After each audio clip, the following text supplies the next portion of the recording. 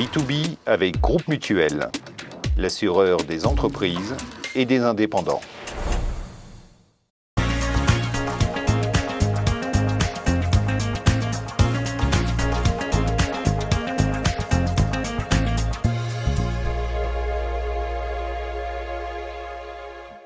Bonjour à toutes et à tous. En Suisse, une personne sur 6 joue au moins une fois par mois à un jeu de hasard. Selon une étude réalisée en 2017, quel est le rôle des loteries dans notre pays? Quels sont les prochains défis à venir dans ce secteur?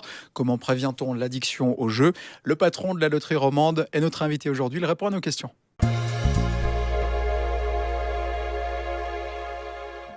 Bonjour Jean-Luc Moner-Banet. Bonjour. Merci d'être avec nous. Bonjour Elliot.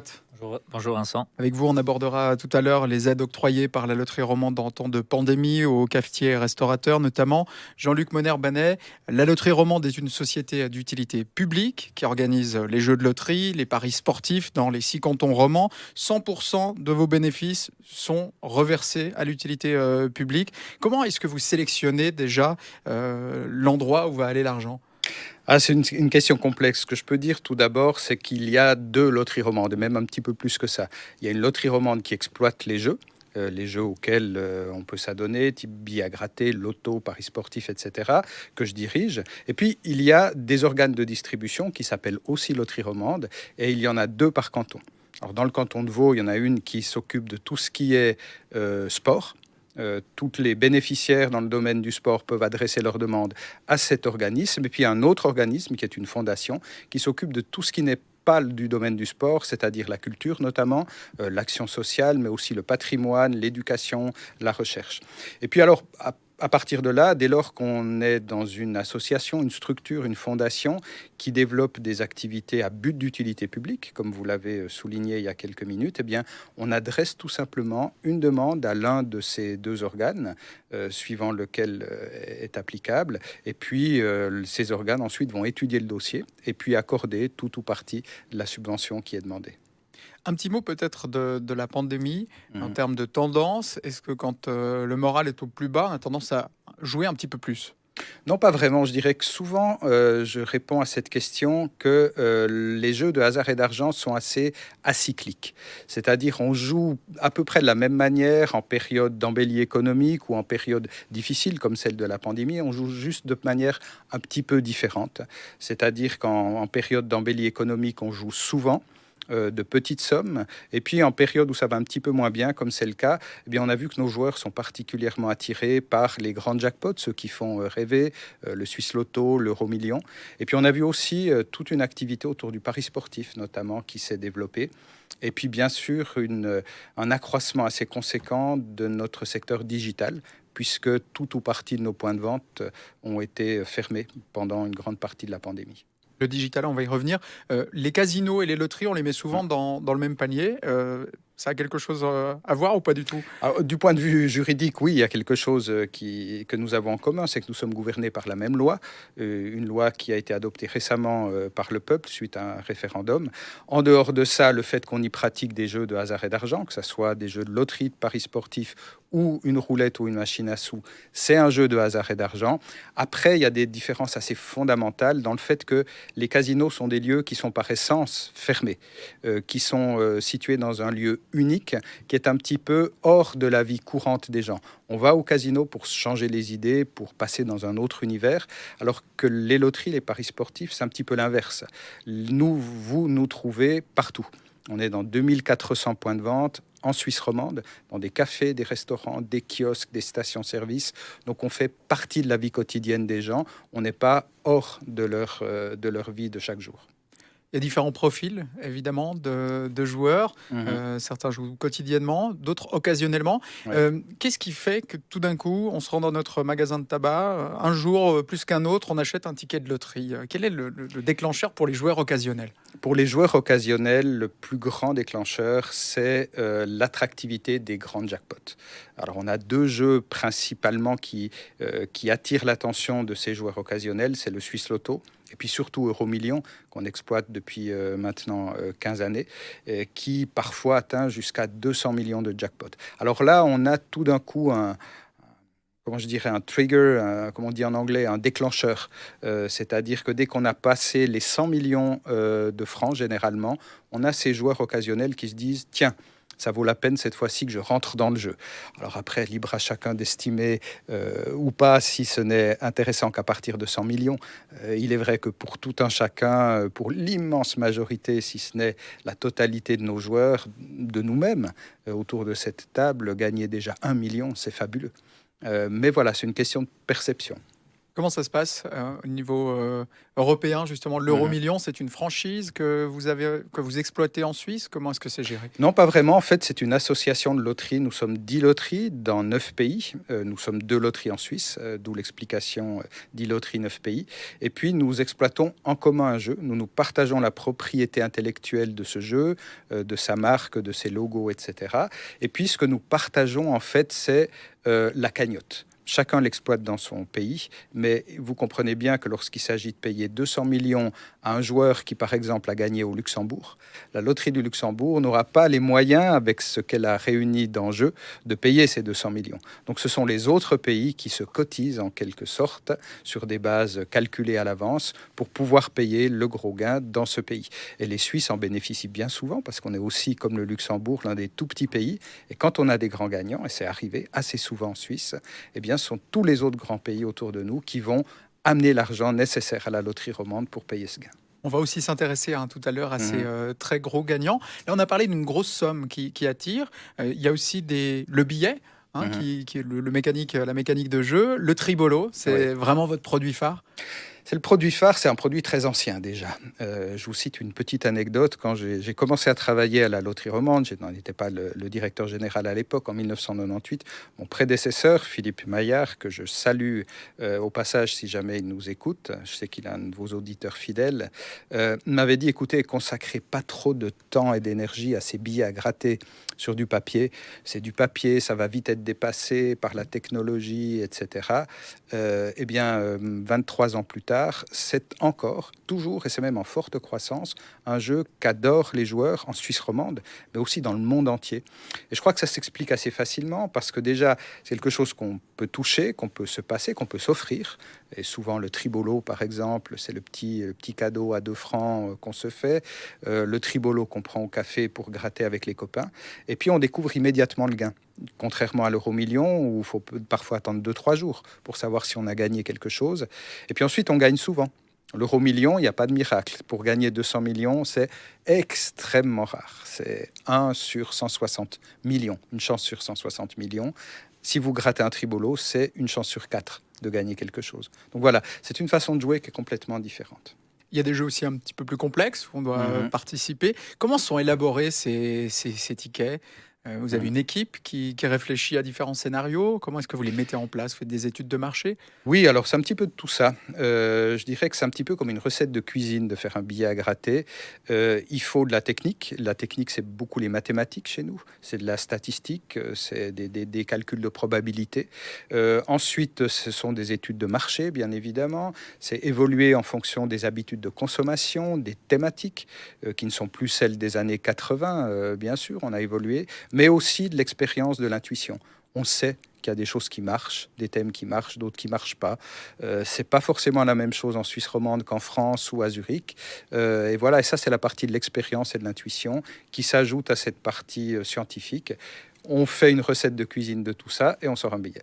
La différence entre les romans et les alémaniques en termes de tendance? Dans le domaine des jeux d'argent ou en général? Les billets à gratter? Ah, des billets à gratter. Alors, les billets à gratter, je dirais que les romans grattent plus. Ils grattent de façon beaucoup plus diverse. On a une gamme de produits qui est beaucoup plus large qu'en Suisse alémanique. Mais les Suisses alémaniques, petit à petit, sont en train de nous rattraper. Ils se diversifient aussi beaucoup et ils grattent de plus en plus.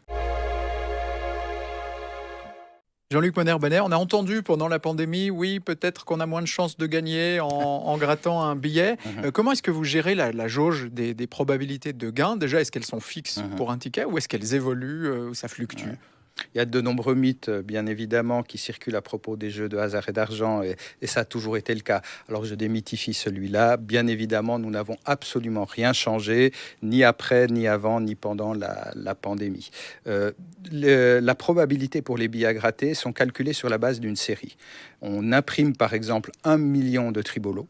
Et on détermine à l'avance, sur ce million de tribolos, qu'il y en aura 250 000 qui vont être gagnants. Ces 250 000, ensuite, on les partage en divers montants. Et puis, il y a un algorithme auquel on n'a absolument pas accès, qui est utilisé par notre imprimeur et qui distribue de façon aléatoire ces gains dans les paquets de billets. Et puis ensuite, nous les distribuons, les 10 paquets, aléatoirement dans les points de vente. Donc, on ne peut pas savoir, ça c'est aussi un mythe qu'on me cite très souvent, où sont les gros gains. Même nous ne le savons pas, nous n'en avons pas la moindre idée. Et puis, cette répartition, elle n'a absolument pas changé. Non. Les billets sont fabriqués outre-Atlantique, si je ne me trompe pas. Oui, c'est ça, c'est un marché qui est extrêmement concentré dans le monde entier, en fait, pour toutes les loteries du monde, et il y en a quelques 200 de loteries officielles.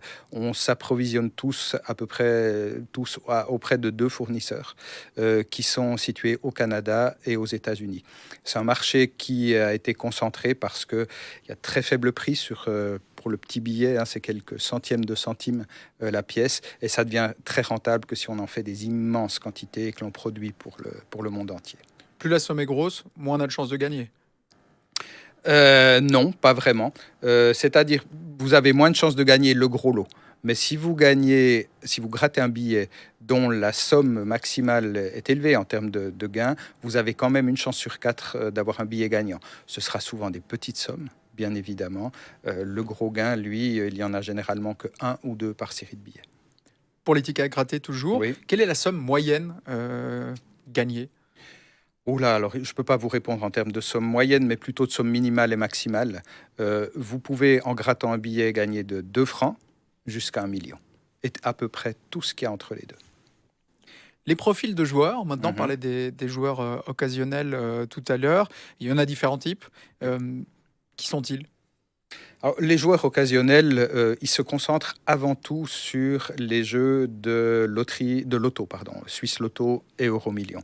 Les joueurs habituels, que ce soit des joueurs qui grattent régulièrement, qui jouent régulièrement au paris sportif ou au PMU, ils ont, je dirais, des profils assez différents.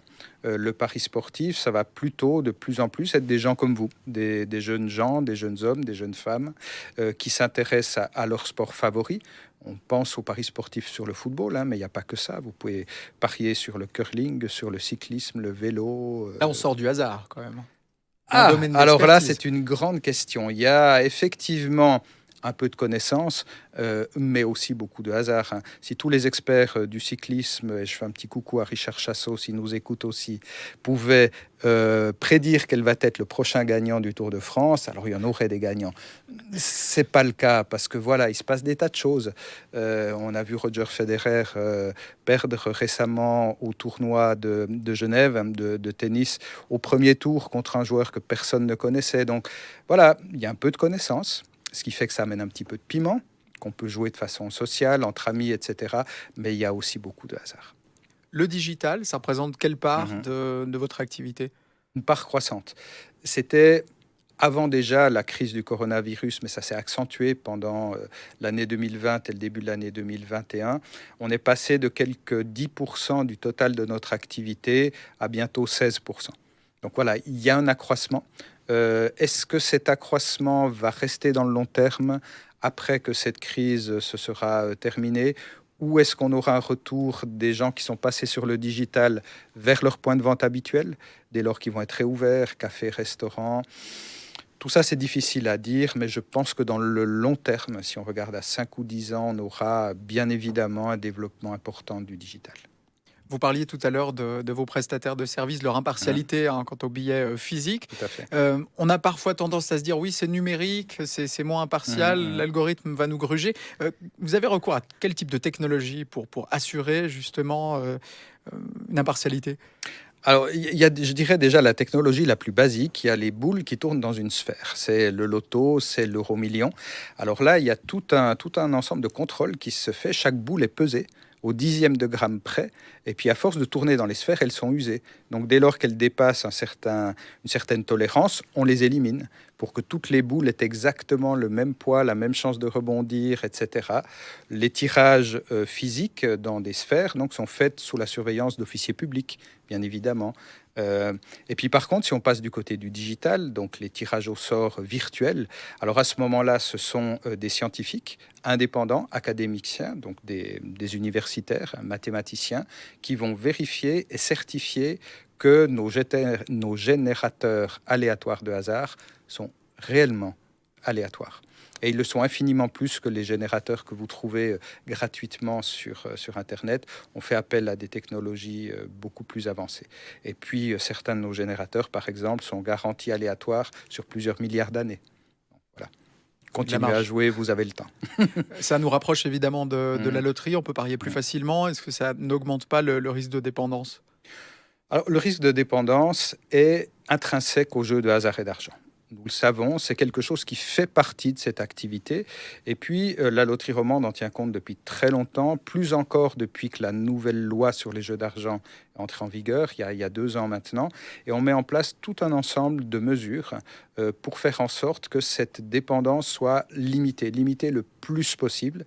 Et que si des personnes devaient avoir des problèmes de dépendance, eh bien, elles soient dûment prises en charge par les spécialistes dans la matière. Maintenant, imaginez qu'il est possible de supprimer complètement ce phénomène. Ça, je crois que c'est quelque chose qui n'est pas envisageable. Comme je le disais, c'est vraiment intrinsèque à cette activité même. Depuis 1999, vous avez signé la première charte Jeux responsables. Elle s'articule autour de 3 grands axes. Informer, former, collaborer. Racontez-nous. Alors, informer, c'est l'information que vous allez pouvoir trouver, quand je dis vous, c'est vous en tant que joueur, que ce soit sur notre site ou dans les points de vente, dès lors que vous le demandez ou que le dépositaire, le revendeur vous les fournit, toutes sortes d'informations sur ce qu'est le jeu excessif, ce qu'est le jeu responsable à l'opposé, comment on peut jouer pour se faire plaisir, comment on doit rester modéré, où est la limite, et puis quoi faire si je me sens en danger. Qui appeler, comment je peux être pris en charge. Ça, c'est informer. Former, eh bien, c'est surtout tous nos collaborateurs, pour commencer, qui ont l'obligation, même la personne qui fait de la comptabilité chez nous, elle doit être sensibilisée, formée à ce domaine. Et puis, nos 2400 points de vente, qui sont nos ambassadeurs, doivent obligatoirement suivre des formations annuelles sur la prévention, la lutte contre le jeu excessif. Et puis, pour finir, c'est traitement et recherche. Si par malheur, et les études scientifiques le démontrent, on a 1% de la population environ, qui est une population sensible, à risque, voire malade du jeu, eh bien, si elle a des problèmes, nous devons nous faire en sorte qu'il y ait de la recherche pour pouvoir améliorer la façon de traiter ces personnes, et un financement qui va à destination des milieux qui travaillent à la prévention et aux soins. Donc c'est vraiment un cercle qui se boucle sans arrêt, où on essaye d'apprendre, de progresser, et on le fait constamment depuis une 20aine d'années. Dans des cas de dépendance grave, on peut être interdit de casino. Est-ce qu'on peut être interdit de loterie ? Oui et non. On peut être interdit de loterie dans tout le secteur digital. Parce que pour pouvoir ouvrir un compte à la loterie romande, vous devez démontrer non seulement que vous êtes résident en Suisse romande, mais que vous êtes majeur, avec une carte d'identité, etc. Donc, on sait qui vous êtes. On doit vous inciter par exemple à fixer des limites de jeu par jour, par semaine, par mois. Et puis si vous tombez au-delà de ces limites, si vous présentez des problèmes de jeu, on vous interdit. C'est facile, on coupe votre accès. Par contre, c'est un petit peu plus difficile dans les points de vente ouverts, qui sont des points de vente publics. Ce sont des kiosques, des stations-service, des cafés, des restaurants. Et là, je reviens à ce que je disais il y a quelques minutes, c'est la formation qui est importante. On apprend à nos points de vente, à nos ambassadeurs, à nos vendeurs, à repérer ces personnes, à s'approcher d'eux, savoir leur parler, c'est pas évident, comment s'adresser à une personne en difficulté, et puis les adresser aux bonnes personnes pour pouvoir avoir accès à des soins. Jean-Luc Moner-Banet, vous êtes diplômé de l'Institut des hautes études en administration publique. Vous êtes dans le domaine des loteries depuis 1989. Comment vous êtes arrivé dans ce domaine-là? C'est relativement confidentiel quand même. Non, pas du tout. C'est une question intéressante parce qu'on ne peut y arriver que par hasard, si je puis dire. Parce qu'il n'y a pas d'école des loteries. On peut apprendre à être un employé de banque, à être dans la restauration, etc. On y arrive forcément par hasard. Et il s'est trouvé que je travaillais dans les années 90 pour une société dans le canton de Neuchâtel qui fournissait des biens et des services à la loterie romande, mais aussi à la loterie alémanique et à beaucoup de loteries dans le monde. Et puis j'ai été amené à rentrer en contact avec le directeur de l'époque qui, après 2 ou 3 tentatives infructueuses, je dois le dire, a fini par me convaincre de rejoindre la loterie. Donc de passer du côté des entreprises au côté de l'exploitation de la loterie. Est-ce qu'on a encore envie de jouer quand on travaille dans les backstage d'une loterie tous les jours? Alors, en tout cas, pas à la loterie romande, c'est certain. Maintenant, quand je vais chez des collègues hors de Suisse, bien sûr, j'essaye leur jeu, je regarde leurs points de vente, je vais dans les casinos, je m'informe, voilà, je participe à ce qui m'est offert, mais pas les jeux de la loterie romande, non. À part le numérique, qu'est-ce qui a changé depuis que vous travaillez dans les loteries? Est-ce qu'il y a le mode de consommation un petit peu différent? Il y a des choses qui sont restées très stables. On joue quand même, grosso modo, de la même manière. On avait déjà des billets à gratter dans les années 90. Les lotos existaient. Euromillions, c'est jamais qu'un grand, très grand loto. On faisait du pari sportif, on faisait du pari hippique. Ce qui a beaucoup changé, c'est la diversité des paris. Par exemple, il y a 30 ans, on jouait au pari sportif sur le championnat de football suisse. C'est tout. Maintenant, on peut jouer sur tous les championnats de football de la planète et pas seulement sur tous les sports, de toutes sortes de façons. On ne joue pas seulement sur le gagnant du match, mais on peut jouer sur le score à la mi-temps, on peut jouer pendant le match même, sur les événements qui se déroulent pendant le match. Donc ça s'est beaucoup complexifié, mais si on gratte la surface et qu'on regarde les bases, ça reste quand même les mêmes principes qui gouvernent nos jeux. On a une loterie européenne, Euromillions. Mhm. Pourquoi est-ce qu'on n'a pas de loterie mondiale? Ça s'est jamais fait encore. Alors, je dois vous dire que depuis bientôt 30 ans que je suis dans ce domaine, oui, plus de 30 ans même, c'est une chose qu'on essaye de mettre en œuvre désespérément. On échoue parce qu'on se heurte à des problèmes très très basiques et je vous en cite un qui va illustrer cela. Nos joueurs aiment avoir accès au tirage.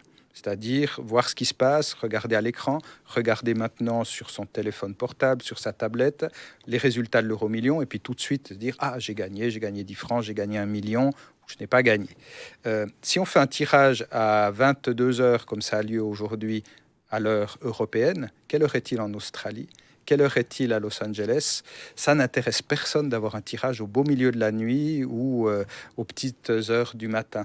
Donc voilà, c'est un problème parmi d'autres. Je ne parle pas des problèmes de monnaie différentes, de cours de change fluctuants, etc. Ceci dit, j'ai bon espoir qu'un jour on réussira, par exemple avec l'arrivée des monnaies virtuelles, peut-être arriver à trouver des solutions à tous ces problèmes. Il n'est pas si rare d'entendre en Suisse ou de lire dans le journal un gagnant a décroché le gros lot, 50, 60, 100 millions de francs, des très gros gagnants.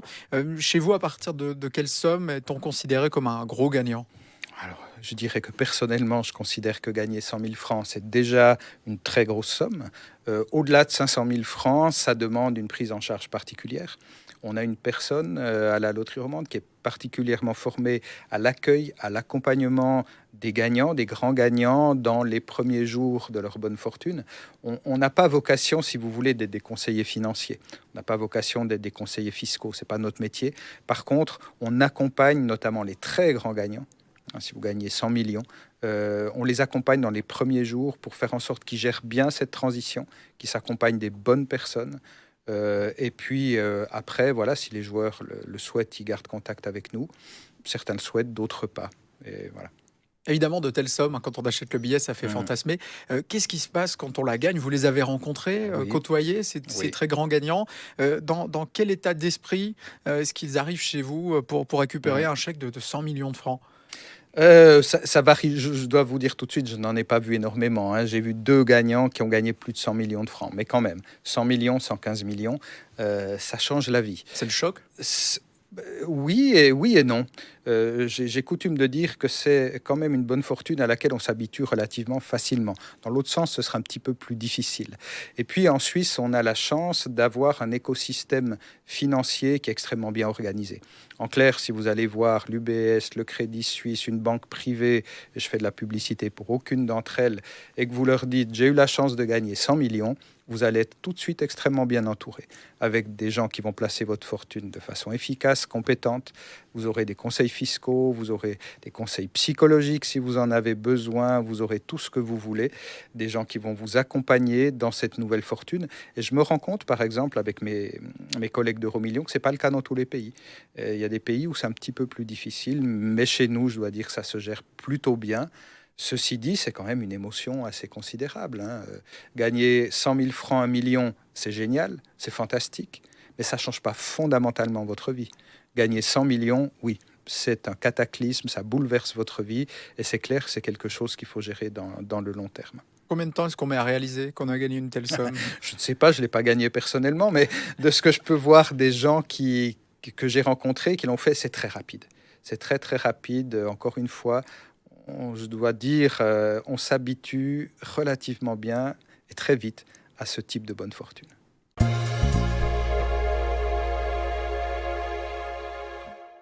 Monsieur Moner-Banet, vous avez attribué une aide de plus de 3,5 millions il y a peu de temps, donc à quelques 800 cafés et restaurants. Donc quand est-ce que cette aide a été pensée et réfléchie ? Nous avons commencé à y penser vers la fin de l'année 2020. Parce que, je pense un petit peu comme tout le monde, au début de la pandémie, on s'est dit ça va pas durer. L'été 2020, les bars, les cafés, tout a réouvert. On est revenu à une vie un petit peu normale. Et puis on a vu qu'à la fin de l'année, on avait une refermeture en plusieurs reprises, qu'elle se confirmait en 2021. Donc là, nous nous sommes dit, il faut faire une action solidaire par rapport à ce réseau qui souffre beaucoup. Qui, j'espère, a fini de souffrir maintenant au début de l'été 2021.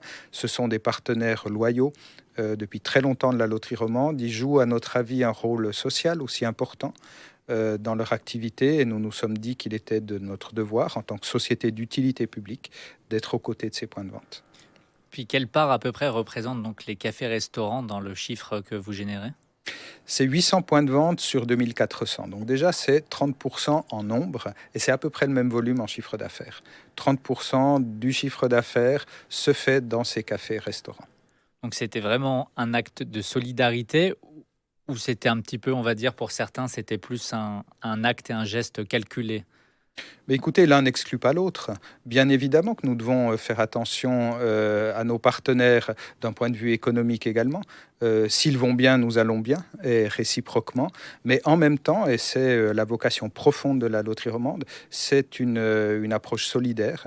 Nous pensons que nos 2400 points de vente, et particulièrement ces 800-là, donc qui sont des kiosques, des cafés, des restaurants, des commerces de proximité, des épiceries, jouent un rôle pour apporter cette activité économique dans les quartiers, dans les villes, dans les villages, et pas forcément toujours dans des endroits où c'est facile de mener ce genre de petits commerces, et qu'on se devait de montrer qu'on est solidaire avec ces gens-là.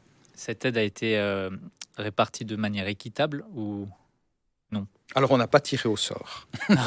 Non, on est parti sur des critères bien établis qui sont essentiellement liés à la taille de l'établissement. On a des établissements qui vendent peu de nos jeux, qui ont eu bien sûr une aide, mais moins élevée que les plus grands établissements qui ont un petit peu toute la gamme de nos jeux, PMU, loterie électronique, Loto Express, etc. Donc, c'était proportionnel à leur activité, à leur taille. Merci, Monsieur Moner-Banet, pour Avec toutes plaisir. ces informations supplémentaires.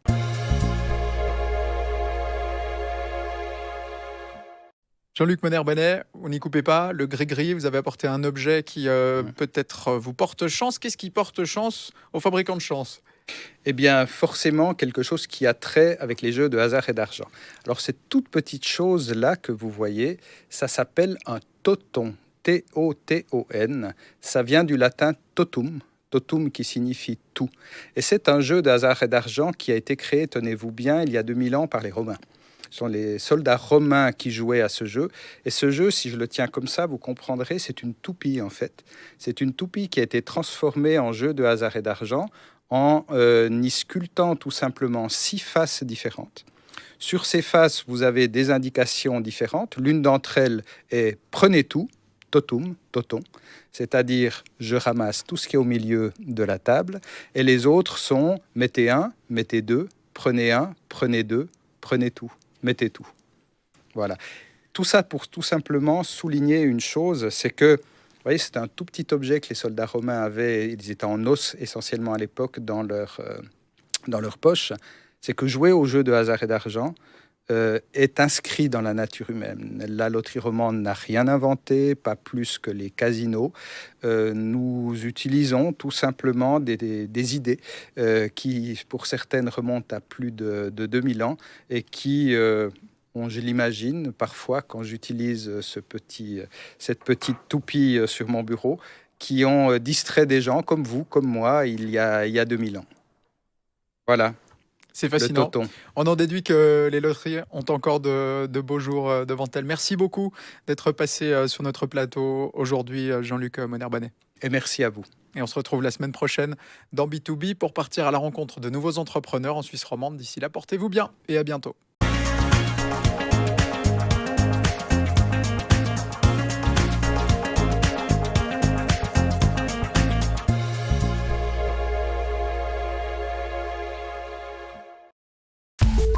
B2B avec Groupe Mutuel, l'assureur des entreprises et des indépendants.